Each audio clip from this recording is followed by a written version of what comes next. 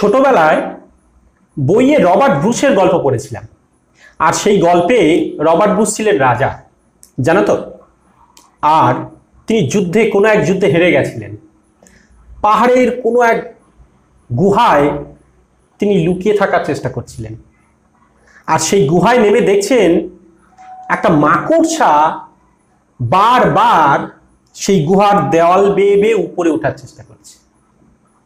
আর সারা দিন সে চেষ্টা করেই চলেছে, কিছুতেই উপরে উঠতে পারছে না। যতই সে জাল বোনার চেষ্টা করছে, আবার ছিঁড়ে নিচে পড়ে যাচ্ছে, ব্যর্থ হচ্ছে। তো ব্রুস ক্লান্ত। হঠাৎ একবার দেখছে সেই মাকড়সাটা উপরে। তখন তিনি বুঝলেন, তার মানে আমিও বারবার চেষ্টা করতে করতে নিশ্চয়ই আমার হারানো রাজ্য পুনরুদ্ধার করতে পারবো। তো এইটা একটা গল্প। তোমরা যারা ভিডিও দেখছো, থাম্বনেল দেখে নিশ্চয়ই বুঝতে পেরেছো কি নিয়ে আলোচনা করছি। প্রত্যেকের একটা গোল থাকা চাই, এম, জীবনের লক্ষ্য। আমি কি হতে চাই, কি করতে চাইছি আমি তো সাবজেক্টিভ বলবো, কি কি নিয়ে আজকে তোমাদের আলোচনা পর্ব জানিয়ে দেবো। কিন্তু তুমি আগে ঠিক করো তুমি কি হতে চাইছো, তোমার মন কি বলছে। এই যারা আমার এই ভিডিও এখন যারা দেখছেন বা দেখছো, তার মধ্যে অভিভাবক থাকবেন হয়তো, আর স্টুডেন্টস বলতে কারা? তিন ধরনের। যাদের এক্সাম এখনো হয়নি মাধ্যমিক, অথচ দেখছো, ভাবছো যে আচ্ছা ঠিক আছে, যখন 11-এ উঠবো তখন বুঝে নেবো কি কি সাবজেক্ট থাকে, কি বিষয় নিয়ে আলোচনা হচ্ছে, এখন জাস্ট এড়িয়ে চলছো, অথচ কোনো কারণে এই ভিডিওর মধ্যে আটকে গেছো দেখছো। আর 2 নম্বর, যাদের এক্সাম সবে সবে দিয়েছো মাধ্যমিক এবং অপেক্ষা করছো যে এরপরে কি নেয়, কোন কোন সাবজেক্ট থাকে, কি কি নিয়ে পড়া যায়, নতুন স্কুলে কি যেতে হয়, তারা অথচ জানো না, বা কেউ অল্প কিছু জানো, তারা দেখছো। আর যারা অলরেডি একাদশ শ্রেণীতে ভর্তি হয়ে গেছো বা 12 বা তার বেশি ক্লাসে আছো, তারা অলরেডি কিছু জেনে গেছো, তবু এখনো ডাউট রয়েছে। তো তাদের ক্ষেত্রে তো এই কয়েকজন আমরা যারা দেখছি এই ভিডিওটা, তাদের জন্য বেস্ট ভিডিও হতে চলেছে, এটা একটু লক্ষ্য করো। আর অভিভাবকদের ক্ষেত্রে আমি একটা কথা বলবো, আপনারা যারা দেখছেন, আগে আপনার সন্তানের মধ্যে কোন বিশেষ গুণটি আছে সেটা নির্ণয় করতে শিখুন, সেটা বুঝে নেওয়ার চেষ্টা করুন, আর তাকে সেই মতে তৈরি করার চেষ্টা করুন, আর সেই দিকে উৎসাহিত করুন, জোর করে পুশ করা না। হ্যাঁ, আপনি তাকে সেই দিকে ধীরে ধীরে নিয়ে চলুন। আর যদি জানেন যে হ্যাঁ আমি জানি আমার সন্তানের এই দিকটা ডেভেলপ করতে পারবে, আপনি যদি নিশ্চিত হন, তাহলে সেই সন্তানকে সেই দিকে নিয়ে চলুন। আর যারা এখনো অনেক স্টুডেন্ট যারা আছো, এই গার্জেন কিভাবে কোন বিষয় নিতে বলবে, অনেকেরই আমাদের মতো গার্জেনরা জানেন না যে ঠিক আছে কোনটা, কোনো প্রাইভেট টিউটরের কাছে বা স্কুলের শিক্ষকদের কাছে জেনে নাও, পাড়ার দাদাদের কাছে জেনে নাও, কারোর থেকে জেনে নাও কি নিয়ে তোমরা পড়বে, কি নিয়ে কি করবে, অ্যান্ড ডট এরকম কিছু জেনে নিয়ে কোনো একটা টার্মস নিয়ে ভর্তি হয়ে গেলে, তো তাদের ক্ষেত্রে সাবজেক্ট বেছে নেওয়ার খুব সমস্যা, এবং কিছুদিন পড়তে পড়তে ছেড়ে দেওয়া, এইসব আমি প্রচুর দেখেছি।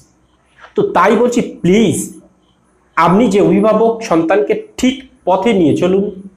বা যারা এখন দেখছো যে স্টুডেন্টস, তারা আগে বুঝে নাও আমরা কোন দিকে যাব, তোমার কি মন চাইছে। এইখানে ভর্তি গিয়ে তুমি কি হতে পারো বড়জোর, তোমার মন কি চাইছে। নিশ্চয়ই এতদিনে কিছু তো কিছু শুনেছো, টিচার হতে চাইছো, ডাক্তার, ইঞ্জিনিয়ার হতে চাইছো, অথবা কোনো বড় বিজনেসম্যান বা চার্টার অ্যাকাউন্ট্যান্ট ইত্যাদি, বা ব্যাংকের ম্যানেজার, এইসব হতে চাইছো। তাহলে শুনে রাখো তুমি কোন দিক দিয়ে যেতে পারবে। তুমি যদি টিচার হতে চাও, যে কোনো 3টি টার্মস ভর্তি হলে, তুমি সায়েন্সে ভর্তি হলে সায়েন্সের টিচার হতে পারবে, কমার্সে ভর্তি হলে কমার্সের টিচার হতে পারবে, আর আর্টস ভর্তি হলে আর্টসের টিচার।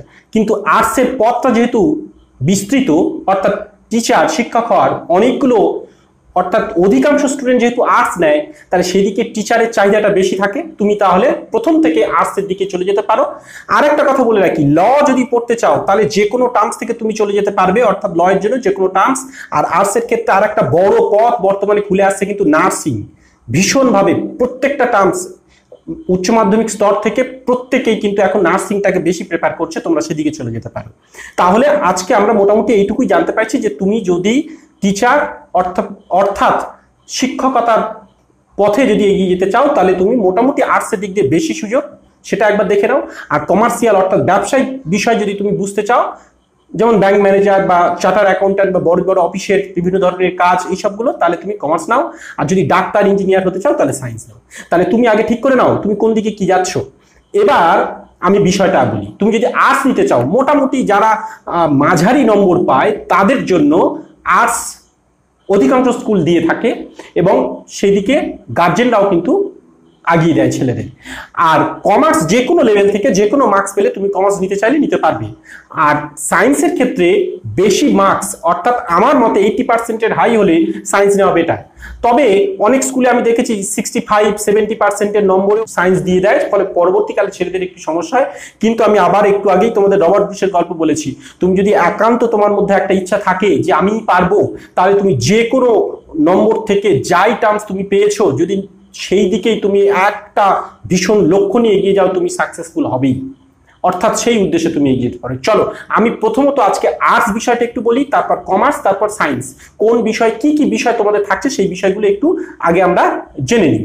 আচ্ছা, আর্টস বিষয়গুলো জানতে গিয়ে আমি বলছি যে সাধারণত তোমাদের কিন্তু বাংলা ইংরাজি কম্পালসারি সাবজেক্ট, এই তিনটে টার্মসের জন্য প্রত্যেকের জন্য 100-100-200 নম্বর কম্পালসারি অবশ্যই থাকবে এবং তাদের পাস করতেই হবে। পাস মার্কস হচ্ছে 24 নম্বর, অর্থাৎ তোমাদের প্রজেক্ট থাকবে 20 আর বাকি লিখে 80, অর্থাৎ প্রত্যেকটা 80-র মধ্যেও 30% 3-24 পেতে হবে এবং প্রজেক্টে 20-র মধ্যেও 30% 3 গুণে 6 অর্থাৎ পেতে হবে। তো এইভাবে তোমাদের কিন্তু টোটাল 30% পেলেই তোমাদের পাস মার্কস ক্যারি হবে। আর ওই 24 তোমার কিন্তু লিখে অর্থাৎ 80-র মধ্যে লিখে 24 তোমাকে পেতেই হবে। প্রজেক্ট তো পেয়েই যাও সাধারণত, অর্থাৎ তোমাকে পেতেই হবে ওটাই। আর বাংলা ইংরেজি তোমার কম্পালসারি অবশ্যই পাস করতে হবে। আর বাকি তোমার 3টে সাবজেক্ট মোট, তার মানে তোমাদের 500 সাবজেক্ট 11 বা 12 তোমাদের কত মোট তোমাদের কি 500 তোমাদের মানে পরীক্ষা হচ্ছে 500 মার্কসে। আচ্ছা, 500-র মধ্যে তোমার 30% বেশি যে পাস তোমরা নিশ্চয়ই জানো। আর একটু আগে তোমাদের যেটা বলছিলাম, এই যে দুটো সাবজেক্ট কম্পালসারি 3টে টার্মসে ছাড়া আরো 3টে সাবজেক্ট তোমাদের নিতে হয়, সেই 3টে সাবজেক্ট ছাড়াও একটা এক্সট্রা সাবজেক্ট পড়তে হয় যেটাকে বলা হয় অ্যাডিশনাল সাবজেক্ট, অর্থাৎ 4টে সাবজেক্ট হলো। কিন্তু তুমি মনে রাখো তোমাদের 500 নম্বরের পরীক্ষা, একটা অ্যাডিশনাল এক্সট্রা সাবজেক্ট। তো সেটা কেন এক্ষুনি আমি জানিয়ে দিচ্ছি। দেখো, এই দুটো কম্পালসারি 200 পেতে হচ্ছে। এই 3টের মধ্যে বাই চান্স যে 3টে তোমার মেন সাবজেক্ট কোনো একটা যদি তুমি কম নম্বর পাও বা ফেল করে যাও, তাহলে তোমার কিন্তু ওই যে অ্যাডিশনাল যেটা আছে একটা, সেটা যদি বেশি নম্বর পাও সেটা কিন্তু এদের মধ্যে মেন হয়ে যাবে। অর্থাৎ এই 3টের ছাড়া মেন সেটা হয়ে যাবে, যেটা কম পাবে সেটা তোমার চতুর্থ সাবজেক্ট অর্থাৎ অ্যাডিশনাল সাবজেক্ট হয়ে যাবে। অর্থাৎ অ্যাডিশনাল সাবজেক্ট বলে কিছু নেই, ওটা একটা তোমার সুযোগ। অর্থাৎ এই 1, 2, 3 আরো একটা যেটা অ্যাডিশনাল যেটা ভাবছো, সেই 4টে সাবজেক্টের মধ্যে যেটা বেস্ট তোমার 3টে সেটাই তোমার আগে যোগ হয়ে যাবে। আর তবে বোর্ড বেসিসে তোমার বলা হয়েছে বেস্ট অফ 5, সব থেকে 5টা, কিন্তু দুটো কম্পালসারি, এটা মনে রেখো। দুটো সাবজেক্ট বাংলা ইংরেজি কম্পালসারি অবশ্যই তোমার নিতে হচ্ছে, বাকি এটা তোমাদের এইভাবেই কমপ্লিট করতে হবে। আর ওই 24 করে লিখে পেতে হবে, এটা মাথায় রাখবে। তো এইবার তোমাদের আমি বোঝাতে পেরেছি যে অর্থাৎ তোমাদের 500 নম্বর, একটা অ্যাডিশনাল 600 নম্বরের পরীক্ষা দিতে হবে, কিন্তু তোমার মার্কশিটে ক্যারি করা হবে 500-র মধ্যে তুমি কত পেলে ওই অ্যাডিশনাল নম্বর অ্যাড করে তোমার সেটা করতে হবে। এখন এই যে 3টে সাবজেক্ট এক্সট্রা নিচ্ছ, তার জন্য আর্টসে তোমাকে কি কি এক্সট্রা তোমার কোন কোন সাবজেক্ট থাকছে। তবে একটা কথা বলে রাখি, স্কুল বেসিসে কিন্তু এই সাবজেক্টগুলো ভ্যারি করে। অর্থাৎ কোন স্কুলে কি কি টার্মস আছে বুঝে নিয়ে, যে অনেক স্কুলে এই সমস্ত সাবজেক্ট নেওয়ার কিন্তু ফ্যাসিলিটি থাকে না। যে যে সাবজেক্টগুলো মানে অঞ্চল বেসিসে বা স্টুডেন্ট বেসিসে বিভিন্ন স্কুলগুলোতে বিভিন্ন ধরনের সাবজেক্ট রাখা হয়, এতগুলো সাবজেক্ট থাকে না, সেই অনুযায়ী আমাদের নিতে হয়, প্রায় নিতে বাধ্য হই আমরা। যাই হোক, ইচ্ছা থাকলেও কিছু করার নেই, কিন্তু যদি তুমি চাও অন্য কোনো স্কুলে যেখানে বেটার আছে এগুলো নিতে পারো। চলো আমি তার মানে ওই 3টে সাবজেক্ট বেছে নেওয়া এবং একটা এক্সট্রা অ্যাডিশনাল সাবজেক্ট বেছে নেওয়ার টার্মসগুলো বলে দিচ্ছি। দেখো, হিস্ট্রি, প্রথমত ইতিহাস। ইতিহাস মানে তোমরা নিশ্চয়ই জানো, সব প্রথম থেকে পড়ে আসছো, সেই ইতিহাস তোমরা একটু জানবে। আর তারপরে এলো তোমার পল সায়েন্স মানে রাষ্ট্রবিজ্ঞান। অনেকে, আমি কিন্তু বাংলা মানেগুলো বলে যাচ্ছি, পল সায়েন্স মানে পলিটিক্যাল সায়েন্স, অনেকে জানে না তার বাংলা মানে, অর্থাৎ রাষ্ট্রবিজ্ঞান, এটা মাথায় রেখো, রাষ্ট্রবিজ্ঞান। এবার তোমার রয়েছে জিওগ্রাফি মানে নিশ্চয়ই জানো ভূগোল। এছাড়া এডুকেশন অর্থাৎ তোমার শিক্ষা বিজ্ঞান যেটা থাকবে, এর তোমার ফিলোসফি, দর্শন। এই যে কটা আমরা বললাম এইগুলোই অধিকাংশ স্কুলগুলোতে থাকে আমি দেখেছি। তো এইগুলোর মধ্যে অল্টারনেটিভলি নিতে হয় তোমাদের, তো জিওগ্রাফি, ভূগোল, এই সবগুলো। তাছাড়া অতিরিক্ত কিছু সাবজেক্ট তোমাকে আমি বলবো, যে অর্থাৎ এর মধ্যেই 4টে সাবজেক্ট, 3টে তোমার মেন নিতে হচ্ছে আর একটা অ্যাডিশনাল হিসাবে তোমাকে সিলেক্ট করে নিতেই হবে। এছাড়া তুমি পাচ্ছ কি সোশিওলজি, সমাজবিদ্যা। হ্যাঁ, তো এটা একটা দারুণ পথ। তুমি নিউট্রিশন পুষ্টিবিজ্ঞান এদিকে পড়তে পারো। তারপর তোমার সাইকোলজি মনোবিদ্যা, ছোটবেলায় আমরা বলতাম পিসি চলো যাই হোক, নৃতত্ত্ববিদ, হ্যাঁ, অ্যান্থ্রোপোলজি, এটা তোমরা একটু এইগুলো দিক। নৃতত্ত্ব নিশ্চয়ই বুঝতে পারছো, নৃতত্ত্ব মানে কি, যারা ওই মাটির নিচে প্রত্নতত্ত্ব, নৃতত্ত্ব নিশ্চয়ই মানে মাটির নিচে থাকা ওই মানুষের হাড় কঙ্কাল নিয়ে যারা গবেষণা করে নৃতত্ত্ব। আর প্রত্নতত্ত্ব মানে নিশ্চয়ই পুরনো দিনের নানান তথ্য যারা খুঁজে পায়, এইগুলো তোমরা জানো যে এই বিষয় নিয়ে পড়তে। সংস্কৃত নিশ্চয়ই জানো। হোম সায়েন্স, হোম সায়েন্স এটা একটা বর্তমানে নতুন দিক, মানে হোম টেকনোলজি অর্থাৎ বাড়ি ডেকোরেশন, এটা সেটা নানান বিষয়, খুব সুন্দর একটা দিক, এটা বর্তমানে একটা নতুন পথ বেরিয়ে চলেছে। তো অনেক স্কুলে এই সুযোগটা দেওয়া নেই, যাই হোক আমাদের আশেপাশের স্কুলগুলোতে আমি দেখিনি। কম্পিউটার অ্যাপ্লিকেশন, এটা বিভিন্ন মানে টার্মসে তুমি চলে যেতে পারবে, অর্থাৎ তুমি সায়েন্সেও পেতে পারবে, তুমি আর্টস থেকেও নিতে পারবে এবং কমার্স থেকেও নিতে পারবে। এনভায়রনমেন্টাল স্টাডিজ, সেটাও ঠিক তাই, তুমি সায়েন্সের ছেলেরাও নিতে পারবে, কমার্সের এবং আর্টসের এটাও নিতে পারবে, ফোর্থ সাবজেক্ট হিসাবে তুমি নিতে পারবে। অ্যাগ্রোনমি, কৃষিবিদ্যা তুমি নিতে পারো। জার্নালিজম যদি পড়তে চাও, জার্নালিজম বলতে সাংবাদিকতা যেগুলো, সেটার দিকে যেতে পারো।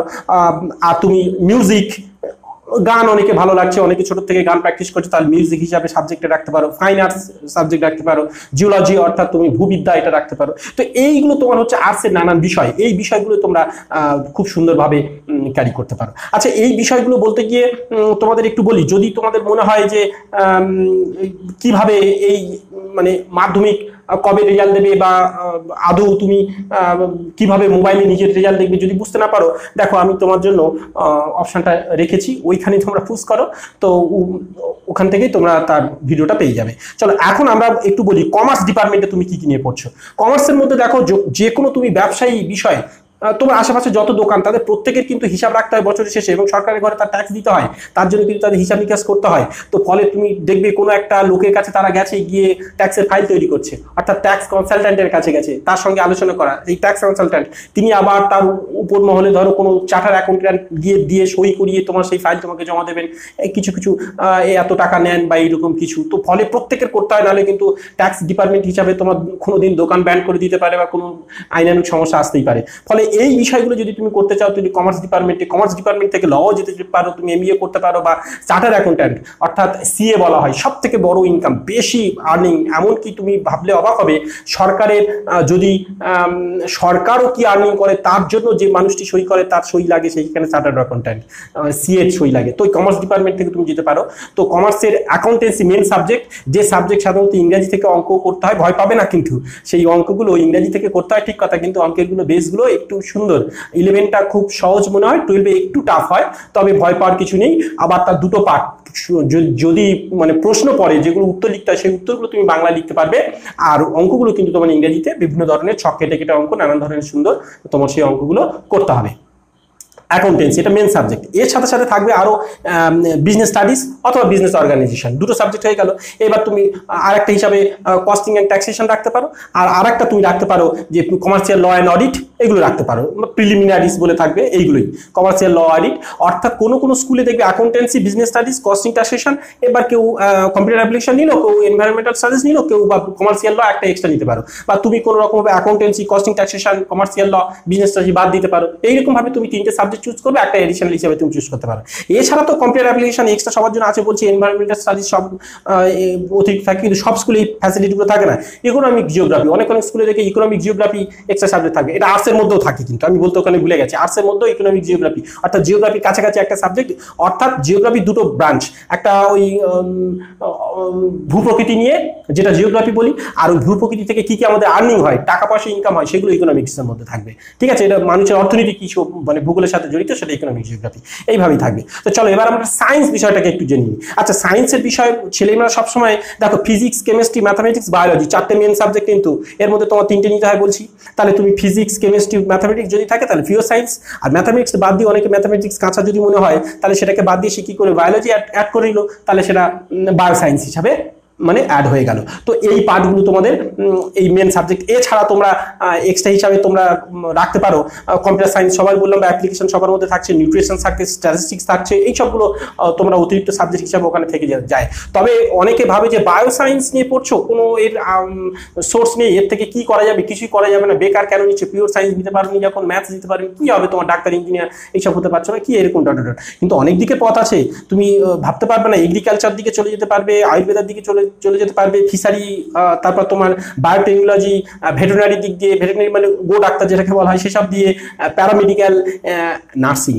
তো বিএসসি নার্সিং, এই নার্সিং বলতে আমাদের আর্টস ডিপার্টমেন্টের থেকে নার্সিং যাওয়া যায়, একটু আগে তোমাদের বলছিলাম। আর এখন তোমাদের বলছি এর এই সায়েন্স ডিপার্টমেন্টও নার্সিং, এটা কিন্তু একটু অন্য ধরনের। অর্থাৎ এই না না না আরও প্রচুর টার্মস তুমি এই বিভিন্নভাবে এই দিক দিয়ে চলে যেতে পারবে। তো ফলে কোনো কিছু হালকা নয়, সায়েন্স নিয়ে পড়ছো যখন সম্পূর্ণ একদম রবার্ট বুশের মতো একটা ভীষণ লক্ষ্য নিয়ে তোমার এগিয়ে যেতে হবে। কোনো রকম ফাঁকি দিলে কিন্তু হবে না, স্ট্রং হও আগে, ঠিক আছে? অর্থাৎ পড়বো যখন পড়বই, আমি একটা অ্যাচিভ গোল অর্জন করবই, এই কথাটা মাথায় নিয়ে তৈরি হও। চলো, এই গেল তোমাদের সাবজেক্ট বেসিস, আর আসছে তোমাদের রেজাল্ট সবারই ভালো হোক, এটুকু আশা করি। বাই।